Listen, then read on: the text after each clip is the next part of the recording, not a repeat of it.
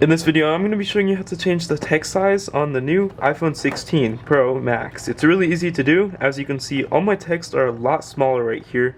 I'm going to show you how to make them a lot smaller or a lot bigger in general. Now, the first thing you're going to want to do is you just want to go over to the settings option, scroll down, and you actually just want to click on the option that is called display and brightness. When you click on that, you can actually choose the bold text option. This will make it bold, as you can see right here. It adjusts immediately in the moment. It's bold, or you can do a text size here just by adjusting this slider at the very bottom of the screen. And if we make it as big as possible, just like here, go back to our text, you can see it's a lot bigger than it was before. This is now, and if we make it the smallest it possibly can be, it's a lot smaller, as you can see.